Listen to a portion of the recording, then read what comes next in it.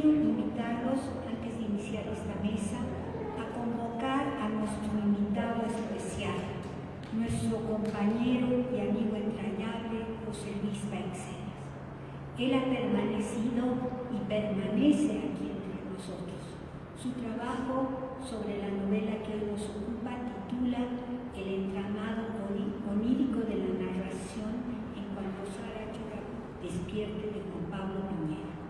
Queremos, José Luis, dedicarte esta mesa para celebrar el haberte conocido y poder hablar de esta fiesta, entramada desde la novela aludida en el título del ensayo. Por la necesidad, que se llama diálogo abierto, esta mesa, entonces por la necesidad de entablar diálogo, hemos acordado que las breves exposiciones, que por lo corto del tiempo concedido, se limitarán a propuestas de lectura apenas perfiladas, se ordenarán en 3 pequeños grupos. Me acompaña entonces aquí el primer grupo. Después de la intervención de cada uno de los mismos, de los integrantes de cada uno de los integrantes de este pequeño grupo, habrá también un pequeño periodo de preguntas y respuestas. Les ruego que si quieren preguntar algo, lo hagan lo más brevemente posible. Les agradecemos muchísimo su presencia y damos por iniciado a lo anunciado. Muchísimas gracias. Bien, entonces tenemos un orden, cada una va a tomar de acuerdo al orden. Yo voy a hacer una especie de pequeñísimo, en realidad es una pequeñísima focalización de lo que va a tratar cada uno. Entonces vamos a empezar con Susana, ya va a leer su título.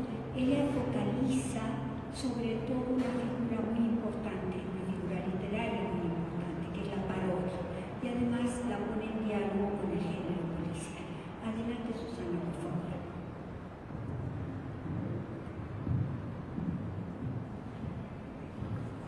Gracias, doctora.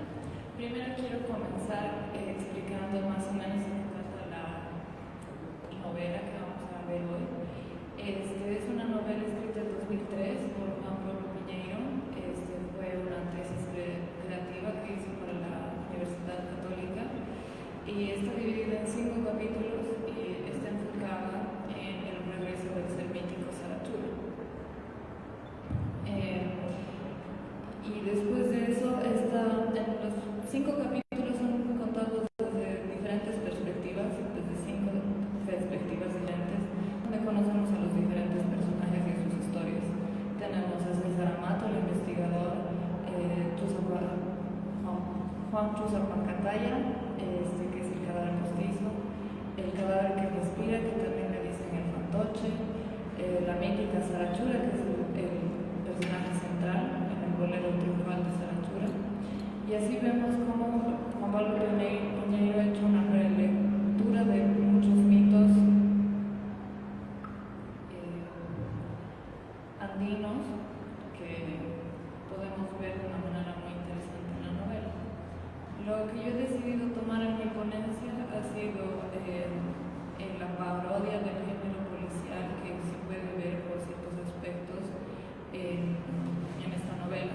Y he decidido que mi propuesta se llame Cuando Sarachura despierte, una historia con empilamiento paródico. La primera novela de Juan Pablo Piñero, Cuando Sarachura despierte, publicada en 2003, narra en 5 capítulos las perspectivas de 5 personajes que serán necesarios para que el regreso de Sarachura sea posible. Esta novela se enfoca en espacio y tiempo en el despertar del ser mítico de Sarachura durante la fiesta paseña del Gran Poder. Nuestro personaje principal se contacta con César Amato, que debe empielarse de investigador para encontrar al cadáver que respira y propiciar el tan esperado evento. La investigación de César Amato será intervenida por los diversos personajes de este relato, ya sea para ayudarlo o para perjudicar su trabajo. A lo largo de estas escenas, el lector puede apreciar diferentes perspectivas de los mitos andinos y del día a día paseño, que a veces se muestra bajo una luz humorística. La parodia también abre las puertas para que se haga una relectura de varios aspectos como el género policial, la tecnología, sociología, la política y las costumbres paseñas. Este ensayo se enfocará justamente en la posibilidad de que la novela tenga aspectos que parodien el género policial. Se puede llegar a esta conclusión en base a tres aspectos: la existencia de un cadáver postizo que desvía la objetividad de la historia, el quiebre que existe entre el detective y la búsqueda de justicia, y por último la necesidad de develar una serie de misterios que no responden a la lógica occidental. Entonces comenzamos con es necesario saber qué es parodia, y para eso retomo a Linda Hodgson, que dice en su ensayo Ironía, sátira, parodia, una aproximación pragmática a la ironía. Ella sostiene que la parodia efectúa una superposición de textos en el nivel de su estructura formal. Un texto paródico es la articulación de una síntesis, una incorporación de un texto parodiado de segundo plano en un texto parodiante, un engarce de lo viejo en lo nuevo. Pero este desdoblamiento paródico no funciona más que para marcar la diferencia. La parodia representa a la vez la desviación de una norma literaria y la inclusión de esa norma como material interiorizado.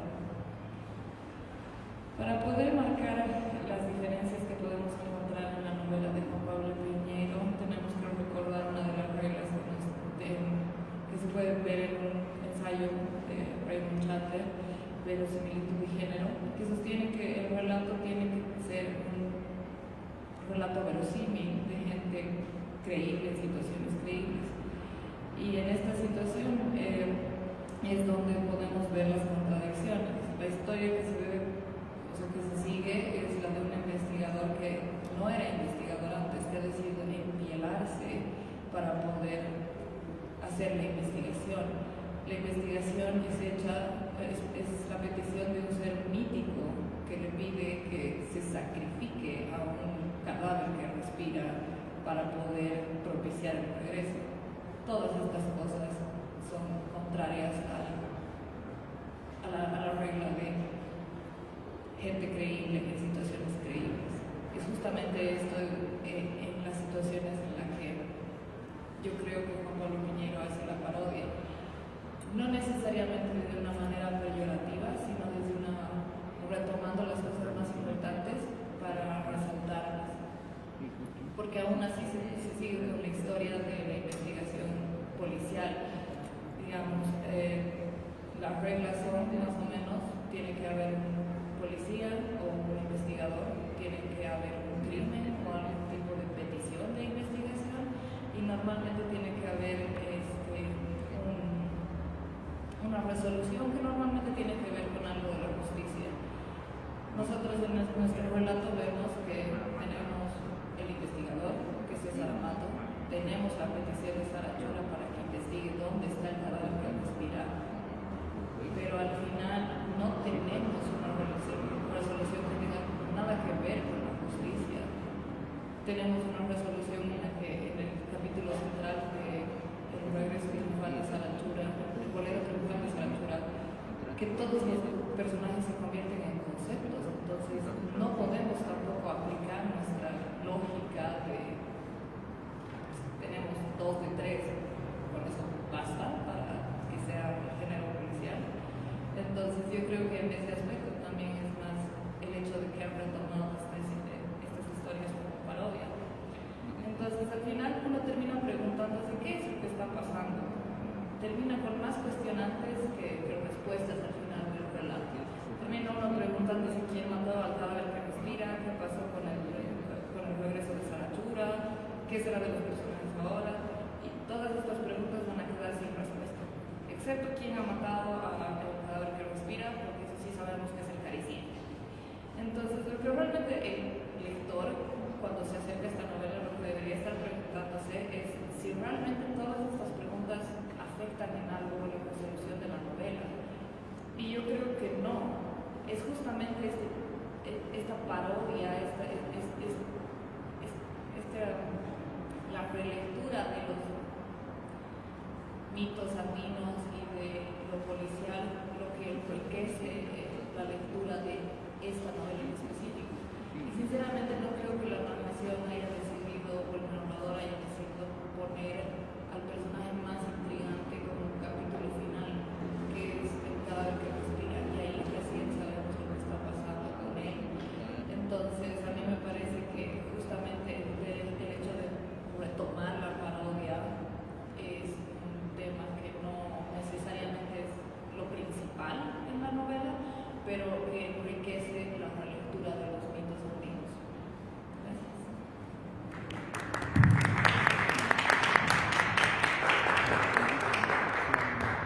Gracias, Susana. Entonces, ya les he dicho, son solamente perfiles lo que vamos a presentar. Si tiene alguien alguna pregunta, por favor, simplemente alce la mano y en la mesa tengo la disposición de que pueden llevar el micrófono para los que quieren hacer una pregunta. Por favor. ¿Alguien? Esta novela se ubica en lo que es... Espera un momento que te pase. Esta novela es la que se ubica dentro de lo que es el Gran Poder, la festividad del Gran Poder. No se escucha. Esta novela se desarrolla en lo que es la festividad del Gran Poder. Es allá donde se encuentran todas estas posiciones y esta trama de la novela.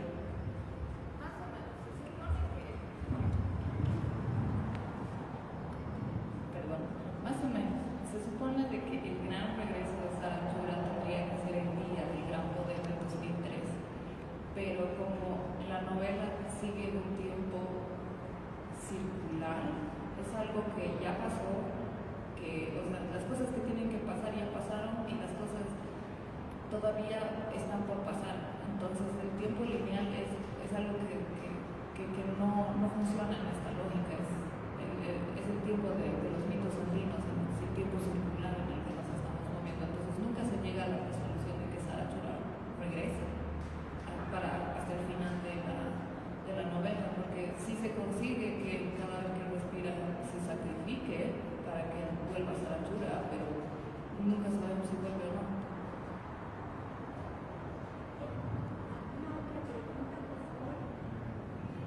Sí, señorita.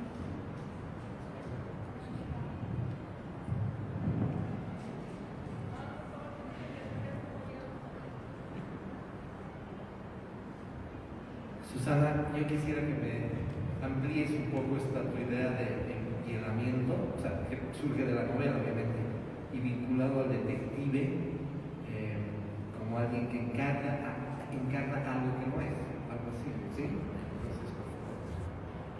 Lo que se presenta en la novela como enquielamiento no es necesariamente convertirse en algo que no es, sino es en algo que no era. O sea, cuando una vez que uno retoma las pieles, uno se convierte en lo que está usando. Entonces, no es que uno pretende ser, no es un disfraz, no es tampoco una metamorfosis. Entonces, en ese caso es literalmente ponerse otra piel, como que si cambiáramos de cuerpo, o sea, el alma cambiara de cuerpo, comienzas a ser completamente otra persona. Y nuestro investigador César Amato necesita convertirse en un investigador para poder cumplir con esa petición de Sarachura. Entonces, en este caso yo he decidido utilizar ese término del enquielamiento en el título porque creo que tiene muchos aspectos del género policial esta novela y que puede ser leída como tal, solamente de que al final el lector va a quedar como que descolocado, porque no es una cosa con la que uno como lector del relato policial se espera. Entonces, para mí justamente es eso de que cuando terminas descolocado te das cuenta de la riqueza del texto, porque no es un género, o sea, no es parte de un texto policial, puede ser leído como tal, pero tiene riqueza porque es esa parodia te ayuda a entender mucho mejor la relectura que hace Piñeiro sobre los mitos andinos.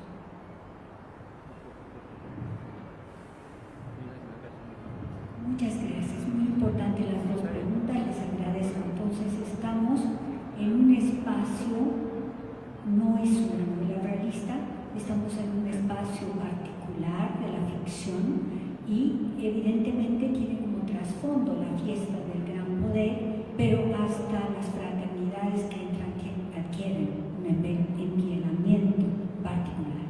Entonces, y también muchas gracias, Omar. Esta es una de las nociones fundamentales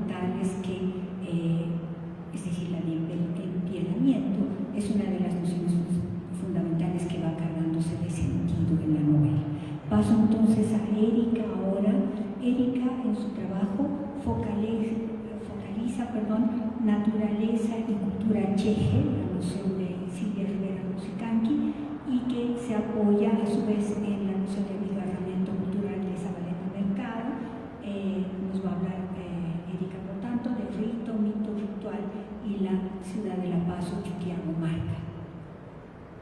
Gracias, Rosario. Bueno, el nombre del ensayo es Rituales que evidencian la naturaleza cheje paseña en cuanto Sara Chura despierta. Este ensayo mostrará la manera en que algunos de los rituales descritos en cuanto Sara Chura despierta evidencian la naturaleza cheje de la urbe paseña. Para este ensayo tomé en cuenta 3 momentos que exponen este carácter en la ciudad de La Paz: la fiesta del Señor del Gran Poder, el ritual del empielamiento y el ritual para despertar de Sara.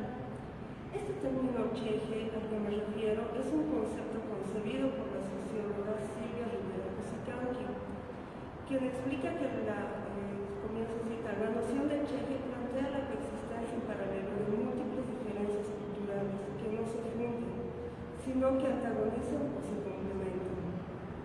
Cierro cita. Toda la historia que Juan Pablo Pineiro narra cuando Sara Chura despierta responde a una lógica de juxtaposición de identidades y culturas. Esta noción se hace presente a través de la trama y los personajes y la forma que tienen estos de habitar lo urbano, de coexistir con sus opuestos, de mantener tradiciones y transmitir su concepción del mundo.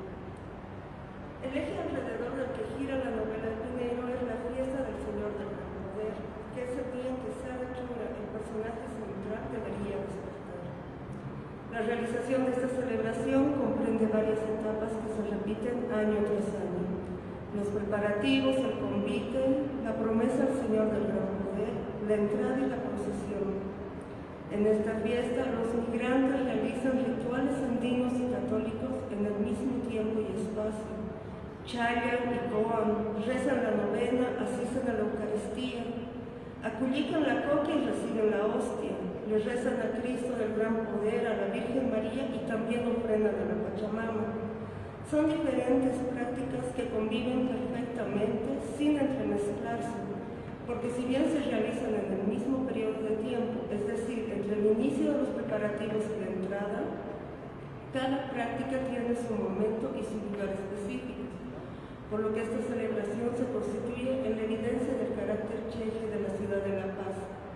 Pineiro muestra esta convivencia cuando dice: era el atardecer del 13 de junio del 2003, víspera de la fiesta del Gran Poder, único Cristo de 3 rostros. Bailar para los devotos era adorar al Señor del Gran Poder. Para los impíos era ejercer una profunda libertad que brotaba de la misma fiesta. En relación al empielamiento, es aquella acción que realizan los personajes cada vez que se transforman en otra persona y cambian de piel. En el caso del detective César Amato, tenemos que no se disfraza, sino que habita el lugar del otro a través de la apariencia y la palabra, percibiendo las cosas como podría percibirlas el otro. El ritual del empielamiento implica 3 etapas. La primera es desear ser otro, y para eso desear parecerse al otro.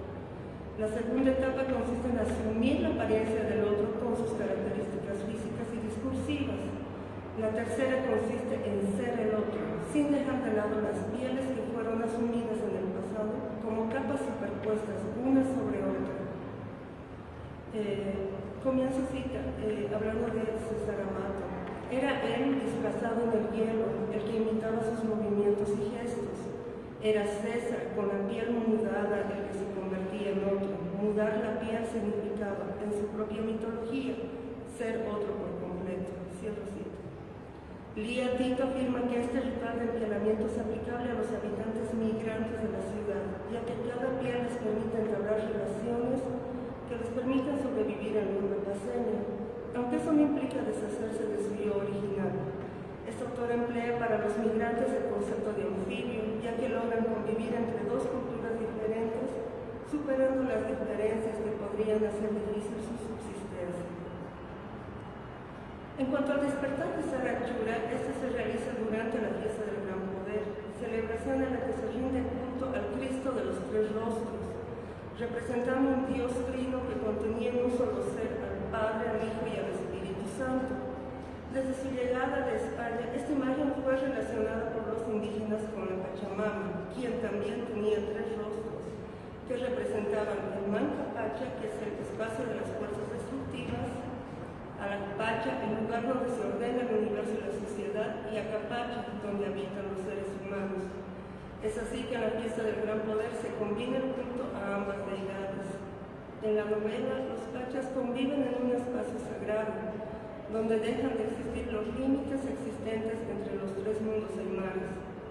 De acuerdo a Rosario Rodríguez, durante el ritual del despertar, los personajes de la novela, que son sujetos comunes de la ciudad, son arrastrados a cambiar de piel, ya no de humanos, sino de animales, los característicos de los relatos orales andinos, y así poder consumar el proceso que logre el que Sara despierte. Esto nos faculta para, comienzo cita, poder transitar entre un mundo desacralizado donde no rige para nada la lógica mítica andina y otros mundos que viven en función de ella. Estas 3 prácticas sociales son solo algunos ejemplos de cómo la comunidad andina entra en comunión con el ambiente que los rodea e intenta mantener su identidad cultural en medio de un espacio tenso y conflictivo. Diferente es su manera de concebir el mundo. Cuando Sara Chura despierte, pone en evidencia el carácter cheje de la urbe paseña, espacio donde se yuxtaponen diversas miradas al mundo y donde se produce una interacción cultural permanente y un intercambio de experiencias físicas y espirituales que permiten la convivencia de 2 mundos diferentes. Gracias.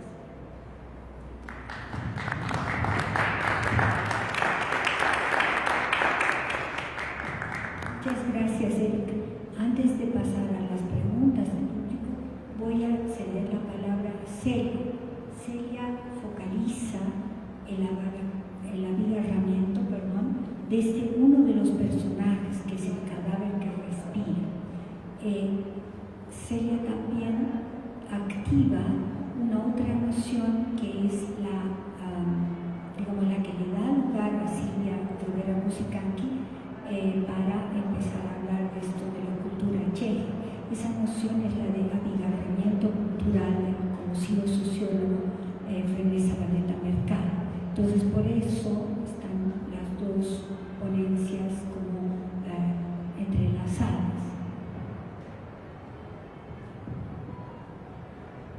Hola, sí, mi presentación se llama La presencia del cadáver que respira, y para fines de la exposición en realidad había decidido no meterme tanto en este tema del abigarramiento, pero sí lo voy a mencionar. Voy a empezar explicando un poco el recorrido de este personaje, de este ser que me parece bastante provocador en la novela y muy escurridizo, muy difícil de asir. Para empezar, como nos había comentado ya Susana, es el que moviliza el relato, ¿no?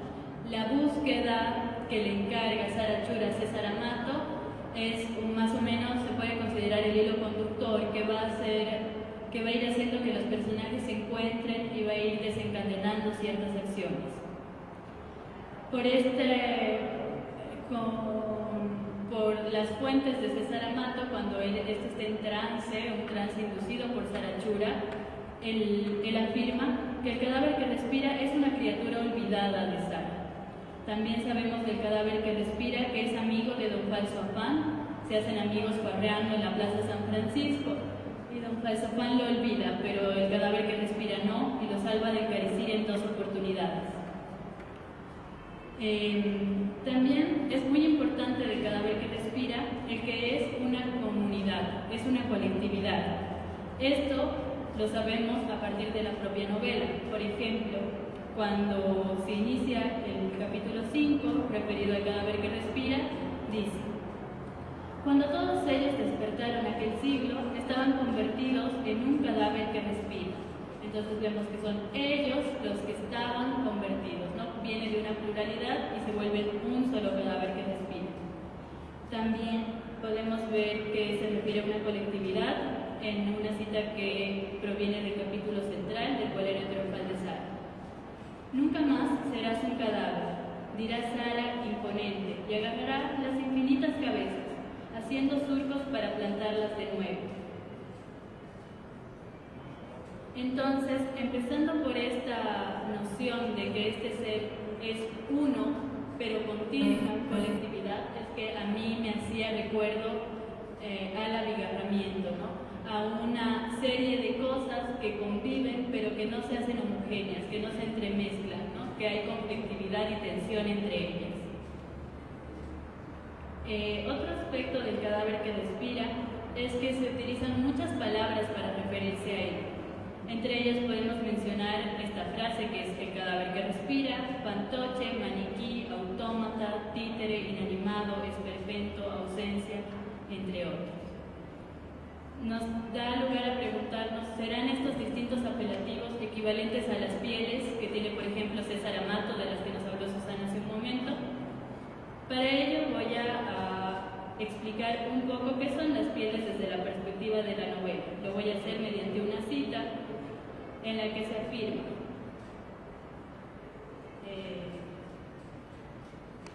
es César con la piel mudada el que se convertía en otro, revelación vital para el mapa del recorrido de la existencia. Mudar la piel significaba, en su propia filosofía, ser otro por completo. Entonces, esto me hace pensar que no, que estas palabras no son equivalentes a las pieles, simplemente son palabras que se usan para tratar de referirse a este ser, pero no son equivalentes a las pieles porque, para empezar, son impuestas por otra persona, no es el cadáver que respira quien decida mudar de piel, y tampoco encajan con momentos de transformación de este ser. Si bien hay algunos cambios que vive el cadáver que respira durante la novela, las palabras son más arbitrarias. Se le llama de una forma, de otra, se vuelve al anterior. Y por último voy a hablar, ya que es para finalizar, sobre su relación con el mundo andino. La novela inicia y finaliza con él haciendo ofrendas en el Illimán. También podemos volver a citar el bolero triunfal para hablar de su relación con el mundo andino. Caerá del cielo el fantoche y su vientre se abrirá con la caída, derramando al suelo infinidad de cabecitas. Los niños con hambre que mueren por las enfermedades. Las muchachas que duermen en inhumanos huecos por trabajar en casas de tantas familias, sin que importe su nombre, ni su edad, ni sus sueños, ni su vida. Las ancianas, con su idioma ancestral, que tiemblan noches enteras antes de morir de frío.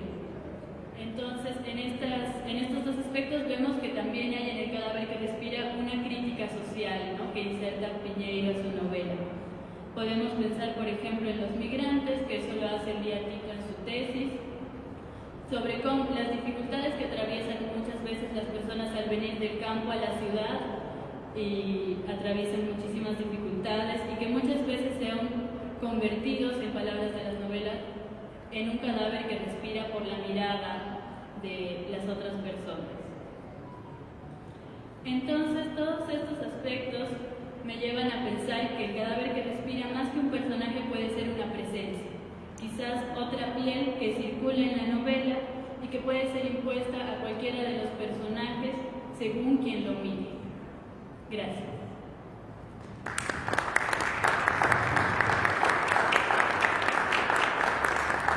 Muchas gracias, Eli. Entonces ahora por lo menos vamos a abrirnos a alguna pregunta que ustedes consideren fundamental sobre estos espacios que han tocado Erika y Celi.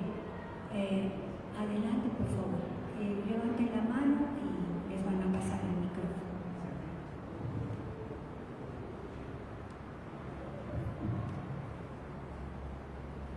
Gracias. La pregunta va para Erika. Erika, me gustaría que si puedes ampliar o explicar un poco mejor cómo estás leyendo esto de que César se transforme en el otro. Y si eso no presenta problemas para ti en tu lectura, o cómo podríamos entender esta transformación de este yo en lo otro, cómo entender esto otro también.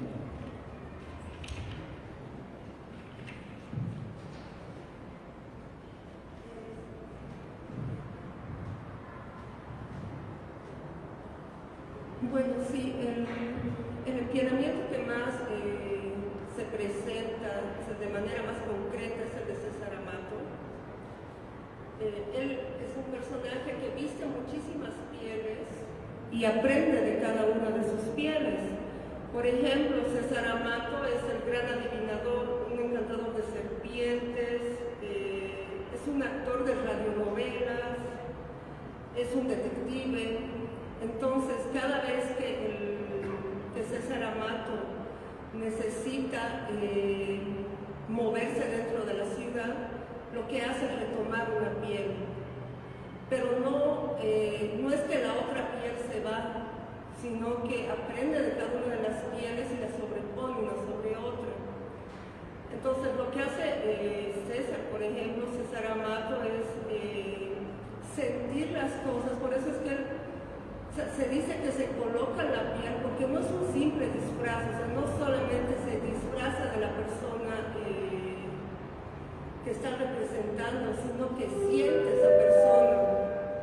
Por ejemplo, él dice, podría convertirse César en un hielero, sentir el hielo como él, sentir la montaña como él. Cada vez que César conocía a alguien que se hacía ese tipo de preguntas, como si cada persona fuera un disfraz potencial, él estaba disfrazado de hielo, pero con la piel mudada. Entonces, esto es lo que hace, en realidad lo que hace César, es lo que hacen todos los migrantes cuando llegan a la ciudad. De alguna manera ellos adquieren pieles porque necesitan sobrevivir acá. Y ahí es donde radica la condición de cheje. O sea, ellos tienen que convivir con otra cultura y para hacerlo se visten de diferentes pieles. Pero su piel original sigue dentro de ellos, o sea, no es que la pierden, no es que se convierten totalmente en otra persona, es solo una piel que viste. Muchas gracias, Celia. Entonces, les pido mirar las imágenes. Acá, uno de los empielamientos posibles de Sagachura es justamente la mamala, la lechera de la fraternidad que todos ustedes conocen, seguramente son los huacahuacas. Aquí está Diego de Huacahuaca, y pueden ver también ese primer dibujo tan hermoso que se hizo para la primera edición de la novela. Entonces, la mamala también es la de las 12 huelleras, tiene como 12 pieles, unas sobrepuestas a las otras y todas conviven. De ahí que creo que la idea de la metamorfosis de Ovidio, por ejemplo, es muy diferente a la de metamorfosis de empielamiento que propone Piñeiro, ¿no? Son pieles, como decía Erika, que conviven. Entonces, si hay alguna pregunta para Susana, y si no, vamos a cambiar de los que están aquí. ¿Hay alguien que quiera preguntarle a Susana específicamente? Perdón, a Celia, perdón, dos veces te he omitido. Perdón, a Celia concretamente. Sí, allá, por favor. Winner, entonces. Sí, quiero consultarle, en base a todo lo que ha dicho sobre el cadáver que respira, ¿por qué entonces sería tan esencial para que Sagachura despierte este personaje?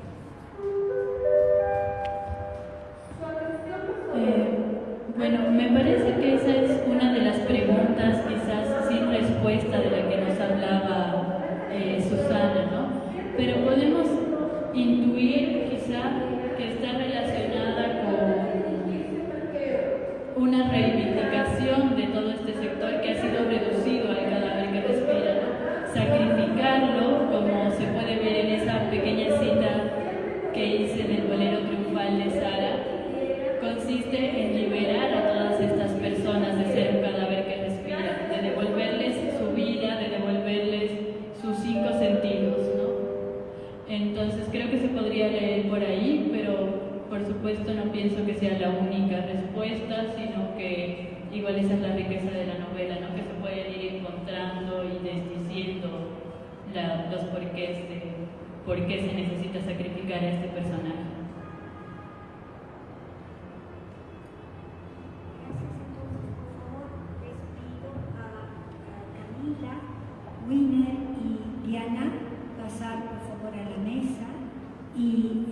vamos a escuchar entonces otras 3 propuestas de lectura, pero siempre de manera muy fragmentaria. Es lamentable lo que nos pasa ahora en la feria otra vez, ¿no? Antes teníamos los aplausos, ahora finalmente tenemos un espacio tan bueno, pero estas cosas me disculpo por ustedes porque realmente ¿cómo podemos seguir una mesa? En todo caso, quiero simplemente invitarlos a que lean la novela y que luego nos volvamos a reunir para ver que este proyecto está dentro de una propuesta de ediciones anotadas, comentadas y críticas de cada una de estas novelas. Entonces, ahí vamos a poner a funcionar esa idea que ha ido surgiendo también en las exponentes, y es que lo literario se manifiesta como el centro resultante del entrecruzamiento de tensiones que provienen de ámbitos diferentes. El análisis de la literatura no solo se enriquece con sucesivas o simultáneos enfoques, sino que los exige, ya que únicamente una visión integradora capta su peculiaridad esencial. Entonces es en base en torno a esta idea que nosotros estamos organizando estas ediciones críticas, donde van a poder ustedes encontrar varias lecturas muy diversas, muy diferentes. Muchas gracias. Entonces ahora vamos a empezar el segundo grupo con Camila. Camila focaliza un personaje particular al que está dedicado un capítulo de la novela, que es Juanchusa Pancataya. La noción en torno a la que trama su propuesta Camila es la construcción del héroe novelesco. Entonces, cedo la palabra brevemente también acá. Hola a todos.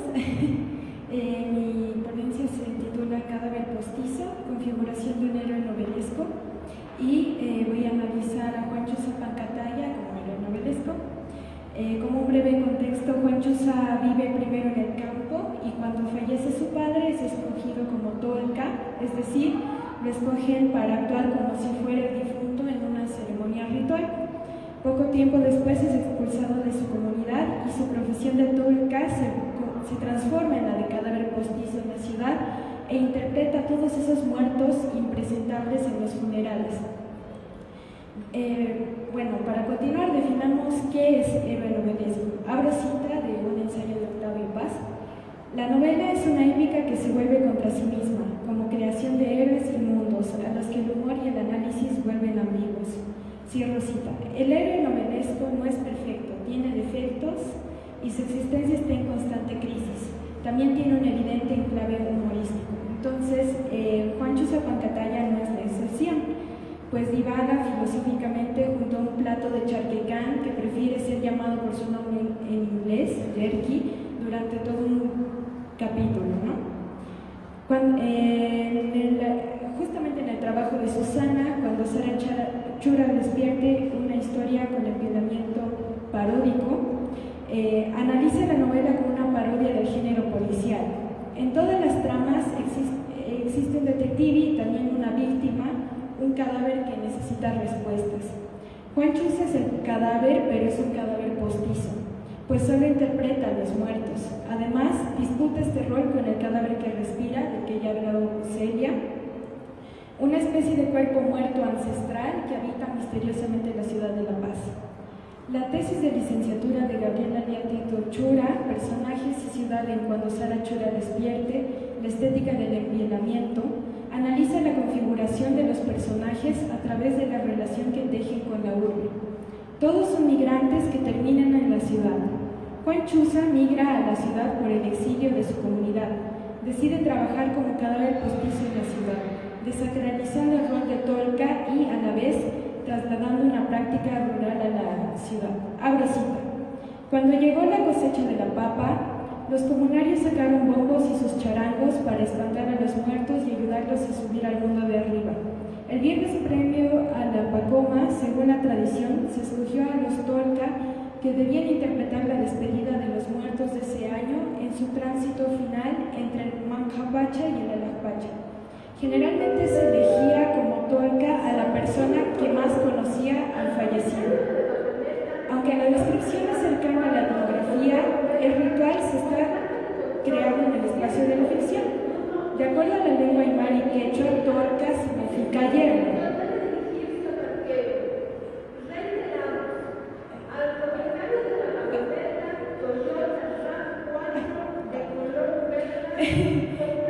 Bueno, esta palabra de yerno está cargada de sentido en la cultura andina. En algunas comunidades aymaras, yerno es un insulto. Como veremos en el caso de una investigación en la comunidad de Tirco, en la provincia Loaiza de La Paz. Abro cita. Los yernos son vistos como advenedizos que no tienen las suficientes propiedades y condiciones en su comunidad como para llevarse a su mujer allá. Se trata de una masculinidad. Cierro cita. Entonces, los yernos son como una especie de masculinidad degradada, un hombre que no tiene suficiente dinero para mantener a su pareja. Juan Chuza Pancataya es marginado desde que vive en el campo. Es paria, cadáver postizo, quenchado, tolca.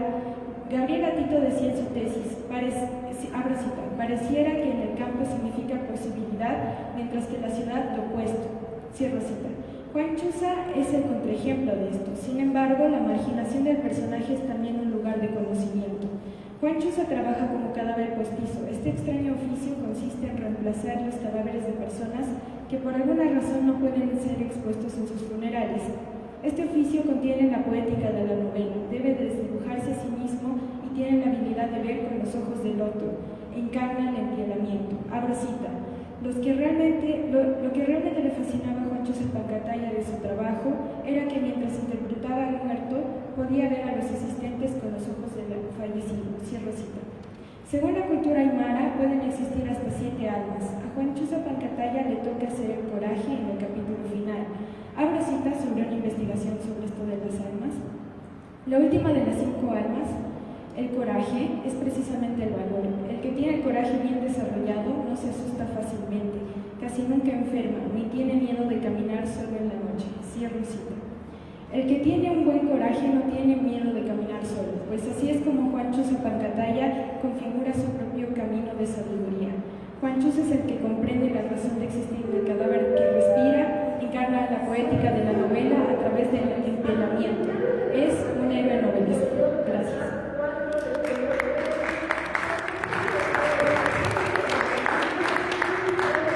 Gracias, Camila. Tiene un personaje entonces acá muy intrigante, que es Juan Chuza Pancataya, ¿no? El espacio que Camila citó tan bonitamente es ese en el que Juan Pablo Piñeiro inventa un diálogo entre este personaje y otro personaje que también es la ficción, que es Yerki, que es un plato de charque, en realidad un charque canta. Pero como en inglés se dice Yerki y este personaje tiene unas ideas medio foráneas, entonces se produce un diálogo muy bonito, así que los invito también a leer la novela. Si alguien quiere hacer una pregunta, por favor, a Camila. Bien, entonces querías que hiciéramos las preguntas, pero como pueden ver, estoy también muy nerviosa por el tiempo. Entonces voy a pedirle a Winner que haga su exposición y después inmediatamente a Diana y después vamos a hacer una pausita, ¿ya? Muchas gracias.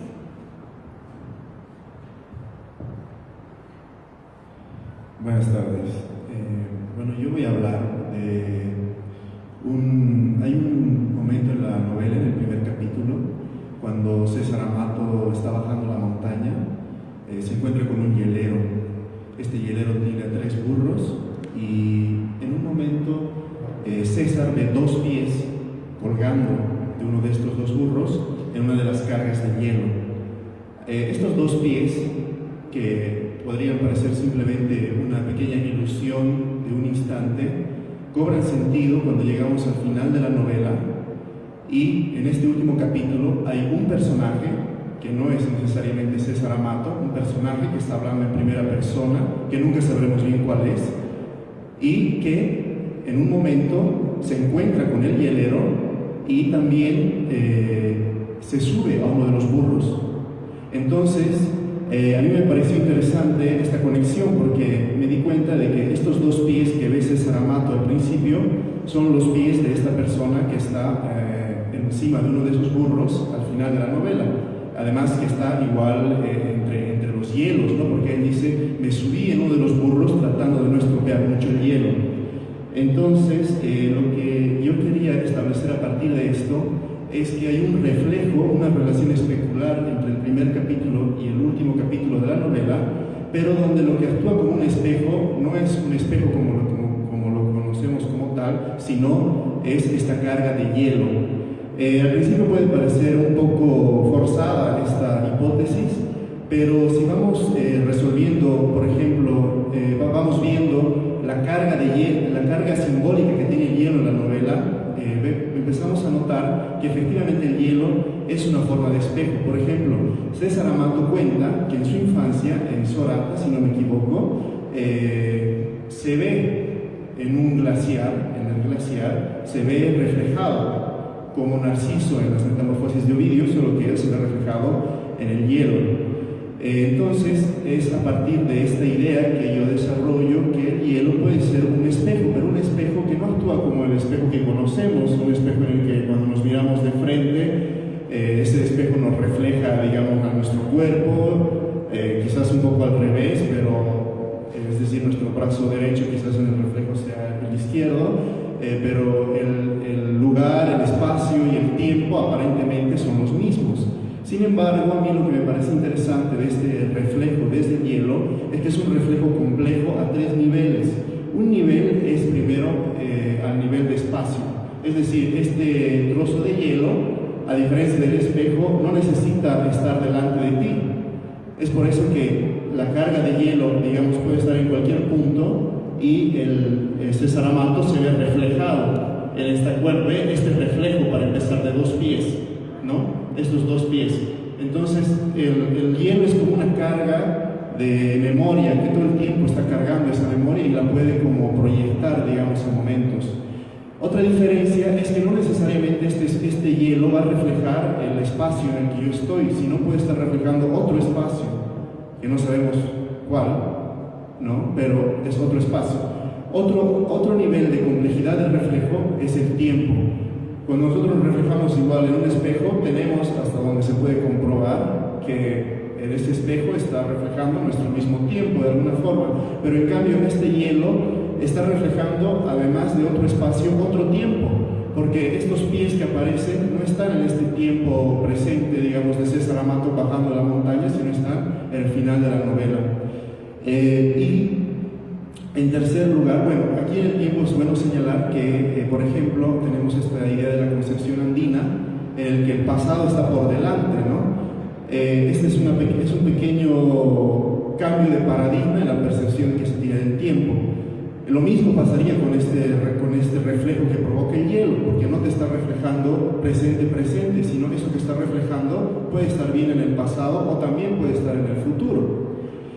Finalmente, y quizás una de las más importantes complejidades de este reflejo es la que se da a nivel del ser. Estamos hablando a nivel de persona, de uno mismo, ¿no? Porque este reflejo, como decíamos, volviendo al ejemplo del espejo, cuando vemos el reflejo, nos vemos a nosotros mismos, pero el hielo da la posibilidad de que quizás este reflejo no sea de nuestro cuerpo, es decir, esos pies que están ahí no son los de César Amato necesariamente, pueden ser de cualquier otro personaje, por ejemplo, el cadáver que respira.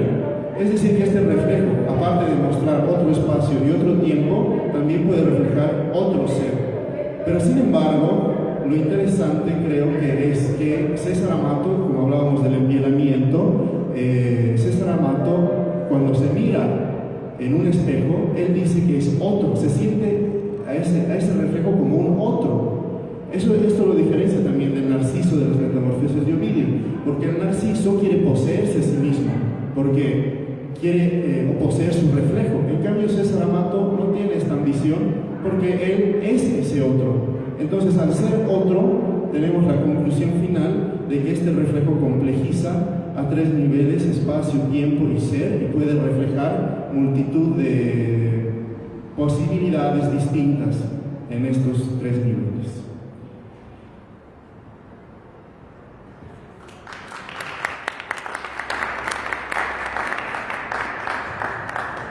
Muchas gracias. Entonces, pueden ustedes ver esta complejísima manera de poder ver, ¿no? Solamente he querido tomar la palabra porque en la teoría literaria hace mucho tiempo que se ha cuestionado esto del reflejo. La literatura no es el reflejo de la realidad, como en el caso de la literatura realista o de la pintura realista, sino crea mundos, crea otras posibilidades. Y creo que eso es lo que la novela de Piñeiro va explotando también. Entonces ahora van a escuchar otra ponencia muy diferente, una otra propuesta, una otra mirada, y ahora le corresponde a Diana. Bueno, muy buenas tardes. El título de mi ponencia es El paso del moreno, una aproximación al despertar de Sarachura. A partir del título de la novela, cuando Sarachura despierta, surgió la pregunta de cuál es el momento al que se refiere con el cuándo del título, por lo que el presente trabajo, mi presente exposición, se centrará en dar una aproximación a esta respuesta. Inicialmente esto se da en la entrada del Señor del Gran Poder en el año 2003. De esta manera, la entrada del capítulo, el bolero triunfal de Sara, donde se evidencia un despertar en un tiempo compuesto, al igual que el paso del moreno con el que Sara sigue, de direcciones opuestas, futuro, pasado, historia y ficción. En una primera instancia, el primer rasgo que yo encuentro importante es el paso del moreno. Si bien sabemos que la morenada es la danza principal del Gran Poder, esta danza tiene un significado histórico y festivo. El significado histórico iría desde el lado de que se rememora a los negros que habrían sido traídos desde el África arrastrando sus cadenas. Entonces, de esta manera se recrea esta escena, este momento, que podría ser un momento bastante triste, trágico, de una manera bastante festiva, con lo que sería la vestimenta, las máscaras y el mismo baile con el ritmo respectivo, ¿no? Entonces, a lo que veía en el bolero triunfal de Sarachura, si bien es que Sarachura estaría danzando no solo con una comparsa, que estaría compuesta de distintos animales, seres, personajes, que cada uno tiene una historia que contar, hay una aproximación de lo que también sería esta crítica social, que no solo lo estoy mencionando yo, sino mi compañera Celia, que habría mencionado en su exposición, y también en el trabajo de Lucía Aramayo estaría esta carga de crítica social, que si bien se está danzando con estos personajes festivos, hay una rememoración o una sanación de lo que sería tanto para los ríos, tanto para la población, digamos, por ejemplo, con el río Choqueyacu, que Sarachura limpiaría con su danza este río. También las personas, esta carga colectiva que tiene el cadáver que respira, con este sembrar de Sara, con estas cabecitas, ¿no? Sería como este ritual que vemos normalmente en La Paz, que sería como una limpia. Entonces la limpia no solo viene por las razones culturales, sino también viene por una necesidad de que haya algo malo arraigado en la sociedad. Entonces, siguiendo con el paso del moreno, iríamos, como mencionaba anteriormente, hay un futuro, un pasado, una historia y ficción. Entonces, si bien hay una ficción que se estaría siguiendo dentro de la novela, que sería la historia de Sara y los demás personajes, también hay una inscripción bastante clara que no solo se menciona con el año 2003, sino en distintos años, que se estaría inscribiendo no solo en un tiempo circular, sino que a la vez hay un tiempo occidental, que es un tiempo lineal mezclado con el circular, que se va desarrollando con el personaje de Sara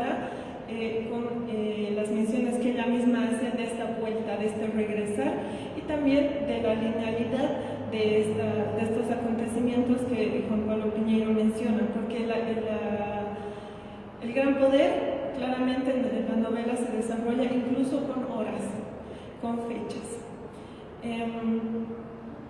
Bueno, entonces, para definir cuándo es necesario esta rememoración, esta aclaración de a qué tiempo y qué tiempo se estaría mezclando el autor con estos que se estaría refiriendo. Entonces, podríamos decir que es un tiempo futuro o un tiempo pasado. Como les estaba mencionando, hay este paralelismo tanto de la circularidad como de la linealidad. Entonces, este despertar de Sarachura no se daría en un tiempo concreto, sino estaría como en una suspensión, en esta conjunción de estos dos tiempos, ¿no? Que más adelante voy a tratar de aclarar como en una conclusión. Pero también tenemos que recordar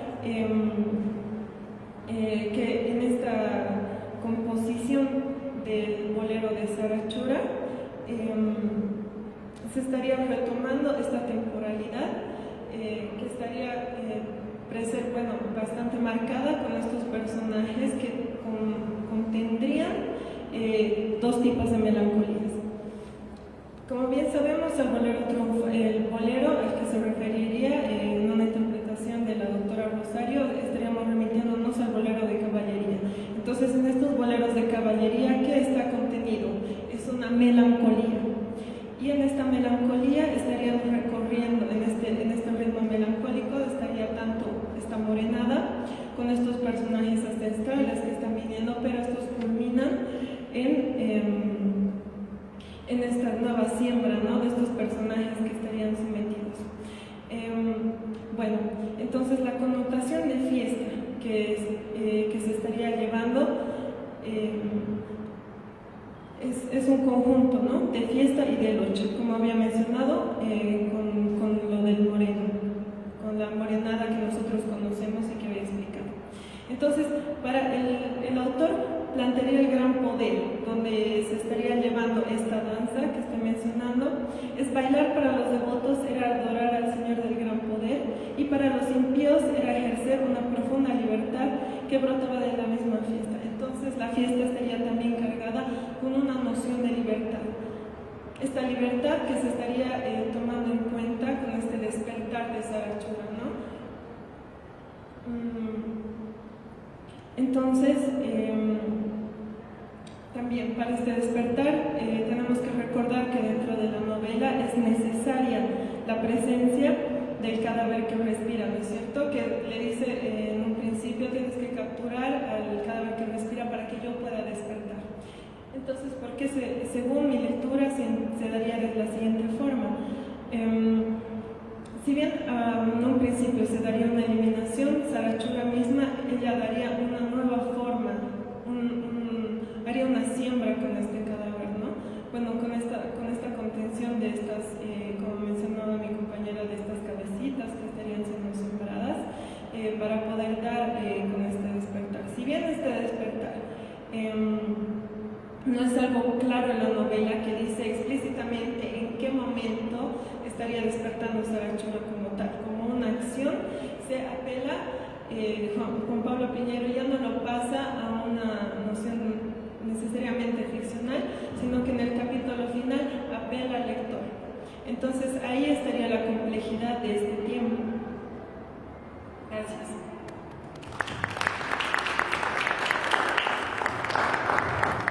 Gracias, Diana. Entonces, ahora sí, por favor, les pido preguntas.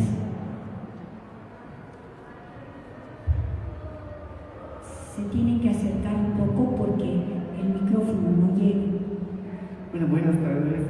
Mi pregunta es para Winnie. Yo quisiera preguntarle, ¿te acuerdas que en una parte de la novela hay una parte hay una puesta en escena que mueve mucho a Hamlet, donde se hace una obra de teatro para representar una denuncia frente a ese tío, como una puesta de abismo de la novela dentro del propio texto?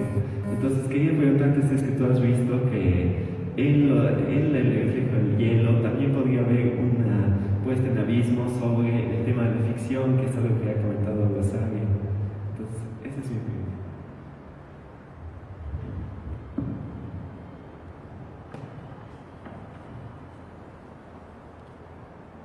Bueno, yo creo que sí, porque también se está hablando de dos planos distintos y también uno de estos planos podría ser ficción y otro realidad.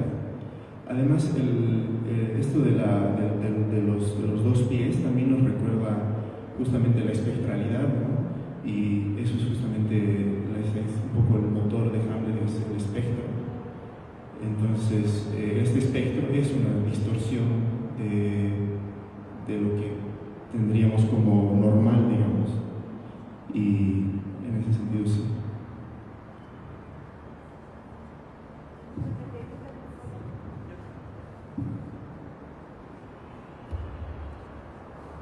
Gracias a todos los expositores. Y mi pregunta es para Diana respecto al capítulo en el que Sarachura despierta, ¿no? En este capítulo ocurren una serie de encuentros y Sarachura despierta, retorna, camina, canta, mira, desciende, atardece, se refleja en todo, aparece, silencia, fecunda la tierra, devora la ciudad, se apodera de la ciudad, detiene el tiempo, regresa, resplandece y termina su recorrido triunfal por el centro de la ciudad de La Paz. Entonces, ¿qué significa esta acumulación de verbos? Y si es que será por todo este movimiento que este capítulo es central o lo consideramos como en algunas lecturas el más importante de la novela. No sé si puedes responder a eso. Entonces, esta acumulación de verbos que me acabas de citar, gracias por la cita. Si bien, como estaba diciendo, este despertar comprende una serie de temporalidades que son bastante complejas, hay una vuelta que estaría planteando, ¿no? Sara misma dice, esto se va a volver a repetir porque se está hablando de un tiempo circular. Entonces, las acciones que estaría llevando Sara en este caso, como decía, Sara tiene esta cualidad en este capítulo de reestructuración y como también como me comparaba, ¿no? Sería con este carácter de limpia, ¿no? No solo estaría haciendo esta limpia o esta sanación con los mismos personajes, sino con el mismo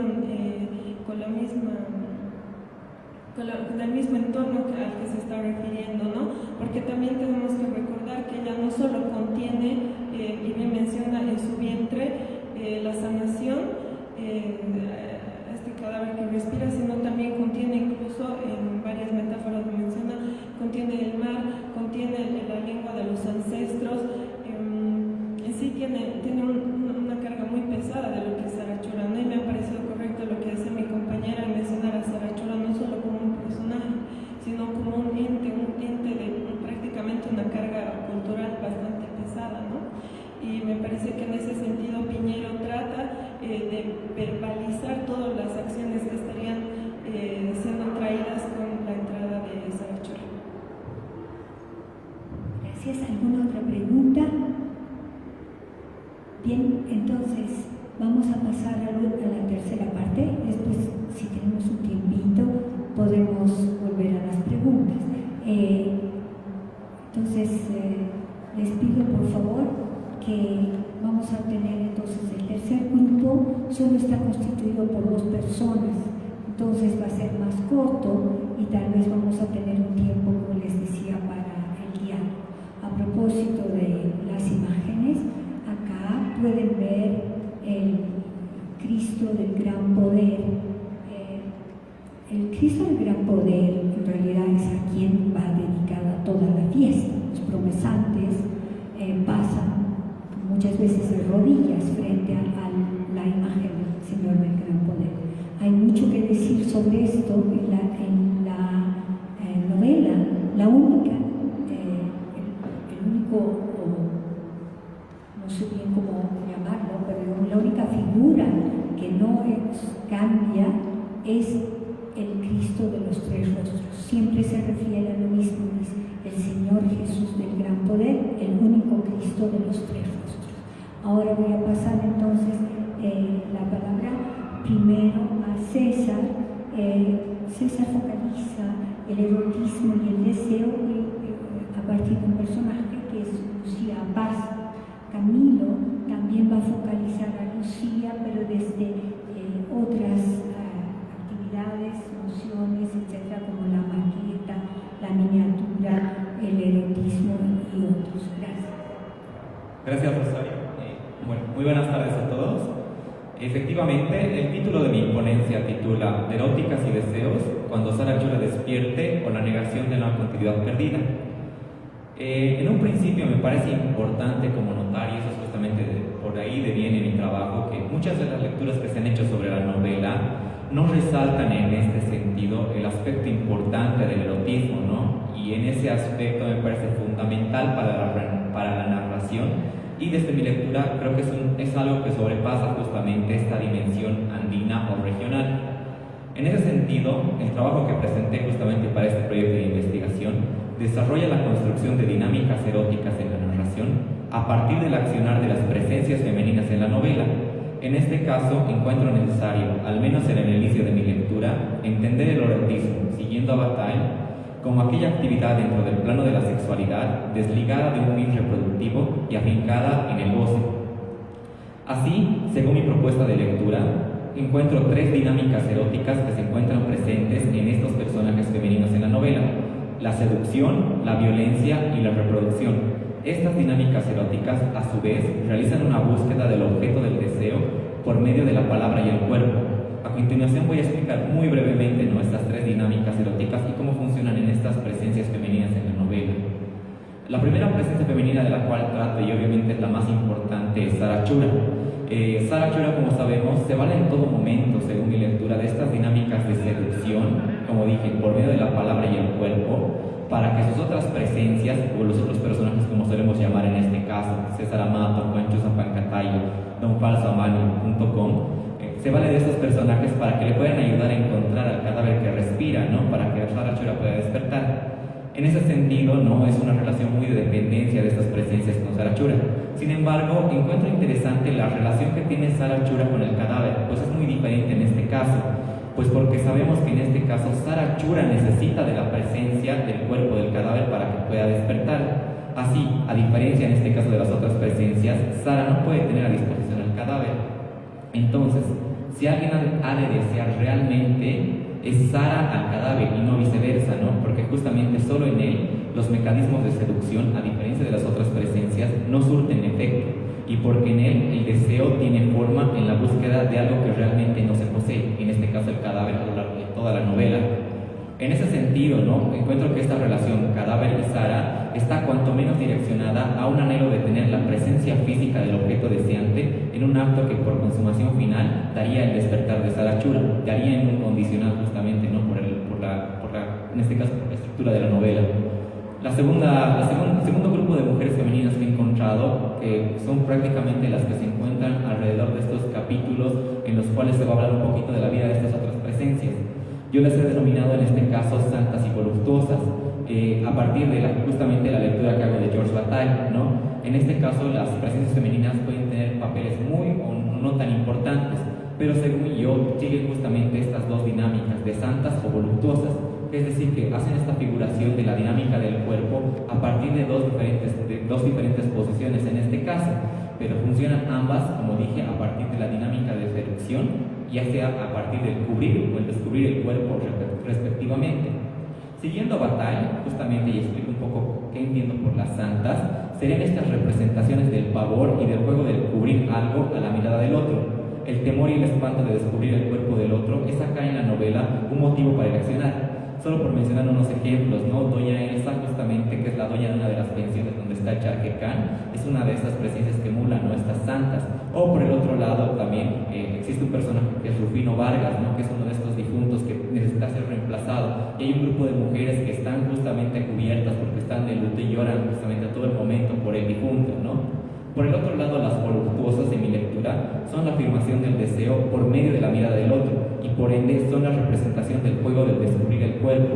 En este caso, hoy tengo algunos ejemplos como Marta, que es la esposa del .com, y Francisca, la esposa de Juan Chuza Pancataya, que al final de la novela igual termina engañando a este, ¿no? Así, ambas categorías de santas y voluptuosas son la afirmación o negación del cuerpo según sea el caso y la intención. En este sentido, la construcción de estas dinámicas eróticas, en estas presencias femeninas, construyen desde estas mujeres en estas vidas paralelas lógicas con diferentes formas de relacionarse. En un primer nivel con el otro, en este caso con los hombres, y en un segundo nivel con el propio cuerpo. La tercera presencia femenina, y también importante, me parece la de, en este caso, de Lucía Paza.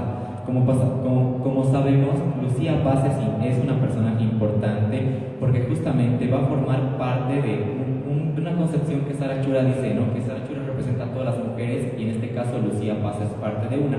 Pero cobra un papel importante, como sabemos, porque en la novela, porque en algún momento se la encuentra ella, ¿no? En un cuarto, haciendo justamente, ¿no? Una maqueta que sería como prácticamente la reproducción fiel de la ciudad de La Paz en la fiesta del Señor del Jesús del Gran Poder. Bueno, en ese sentido, creo que además de hacer esta dinámica de la reproducción de la ciudad de La Paz, Lucía Paza dentro de la novela también es un objeto de deseo, es deseada y mirada por los hombres, en este caso, que se encuentran con ella, y al mismo tiempo también justamente induce la mirada hacia Lucía Paza.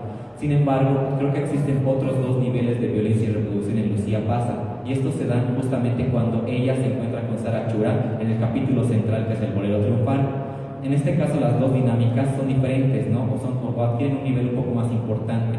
La violencia, recordemos, es un acto muy violento cuando Sara Chura se encuentra con Lucía Paza, y por el plano de la reproducción por su parte, termina siendo un acto prácticamente de producir y de sembrar literalmente, ¿no? En la novela, y prácticamente se da por medio de la fecundación a partir de la palabra. Ya Batalla, como retomo un poquito esto, ya afirmaba, ¿no? Que si bien erotismo y reproducción se oponen, y cito a Bataille, el sentido fundamental de la reproducción es también la clave del erotismo. En ese sentido puedo como que terminar afirmando entre esta relación Sara y Lucía que son representaciones femeninas que desde su encuentro ya no van a poner en cuestión la contraposición entre erotismo y reproducción, sino más bien la van a conjuncionar. Y esto me lleva a cerrar mi lectura desde una óptica diferente a la que había empezado. Y es que estas tres dinámicas eróticas no solo muestran la importancia del erotismo en la novela, sino muestran una relación interesante con algunos de los postulados más importantes, esta que ya habíamos hablado justamente, ¿no? la del tiempo circular y la negación de un tiempo, en este caso lineal. Pues si evidentemente la novela de Piñeiro hace esta negación, esta ya está reforzada y respaldada sobre todo por su relación con las dinámicas eróticas de estas presencias femeninas. Un gesto que, según mi lectura, en última instancia denota una nostalgia por la pérdida de una continuidad. Pues en este caso, y concluimos, dentro de la novela de Piñeiro, los diferentes hilos de las presencias de Sara Chura tratan de evidenciar y entretejer un enorme conjunto narrativo que anularía una concepción lineal de la vida con nacimiento y muerte, la presencia potente del erotismo desde la figuración de ciertas dinámicas eróticas es, y cito a Bataille, una aprobación de la vida hasta en la muerte, cierro Bataille. Y en este caso sería una celebración de la vida en la fiesta, que ya sea, puede ser la fiesta del Jesús de Gran Poder o cualquiera de las otras fiestas, o cualquier fiesta que sea cualquier otra de las todas. Gracias.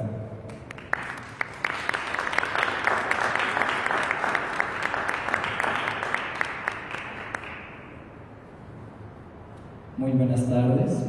Mi trabajo titula Lucía Paza, un juego de maquetas en cuando Sara Chura despierta. Como ya nos decía César, Lucía Paza no tiene un capítulo dedicado a ella, es decir, no es un personaje que podríamos llamar principal.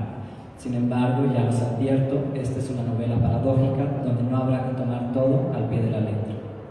A partir de ella, esta mujer cautivante y ciega que realiza de forma minuciosa y detallada una maqueta de La Paz el día de la fiesta del Gran Poder, me gustaría hacer un análisis de cómo lo mismo, con mayúscula, es el límite del pensamiento propio definido por Foucault en el prefacio de Las palabras y las cosas, y lo otro, también con mayúscula, eso que está por fuera de este límite, de este tope, se relaciona. Por cuestiones de tiempo tendré que contentarme con desplegar los principales hilos de esta ponencia en la primera aparición de Lucía, en su primera descripción para ser exactos. Pues solo en ella ya es posible señalar que Lucía no es una réplica exacta, una reproducción de Sara Chura. Esa mujer que, como dice César Mendoza aquí presente, engloba a todas las mujeres, dice el autor. Lucía pasa y Sarachura, la primera que deviene de la segunda, en tanto es parte de esta feminidad totalizadora, son así representaciones femeninas que desde su encuentro no ponen ya en contraposición el erotismo y la reproducción, sino que más bien los conjuncionan. Maqueta, entonces, pero no totalmente igual, como se insinuará aquí, y en la diferencia, estén ya advertidos, estará el sentido. ¿Cuál es la descripción que voy a trabajar? La leo. Al fondo del cuarto se encontraba una mujer joven, de ojos grandes y labios carnosos. Estaba vestida con un traje gótico, de color negro, tenía la cara pálida y el pelo trenzado. Medía 1,50 m. Cuando los 3 hombres entraron, ella ni siquiera los miró, parecía muy concentrada en lo que estaba haciendo. En esta descripción será evidente la relación entre Sarachura y Lucía, bien marcada por César, pues ambas serán mujeres profundamente seductoras y cautivantes. La mirada del deseo masculino será atrapada por ellas. Esta segunda, Lucía, todavía sin ser nombrada, resalta de entrada por medir justo la mitad de lo que Sara medirá en su bolero triunfal, pues ella mide 1,5 m, mientras que Sara 3 metros. Esto nos podría llevar a pensar en una maqueta, incluso en términos arquitectónicos, porque la medida de Lucía será justamente una escala de Sara, justo la mitad. La vestimenta, sin embargo, empezará a marcar las diferencias, pues entre la vestimenta gótica de color negro y la cara pálida, que parecen remitirnos más a elementos occidentales, resalta Sara con su pollera de muchos colores, especialmente andinos, como podemos ver en la portada de la primera edición. Esto irá estableciendo una relación de poder y una violencia, porque la maqueta teóricamente no debería diferenciarse de eso que estará reproduciendo. Deberá ser un modelo idéntico. La maqueta debería seguir la figura del círculo mítico, de lo mismo y de lo mismo, donde una mitad será igual a la otra, como en un espejo. Este juego de poder será explicitado por el narrador de la novela, que en esta escena, término nada casual, teatral, no se acercará, no dará voz a Lucía en su propia voz, sino de forma directa, mientras que sí se acercará al pensamiento de lo masculino y a su deseo. Como se intuye por el trabajo de César, esto parece suceder en la mayor parte de la novela.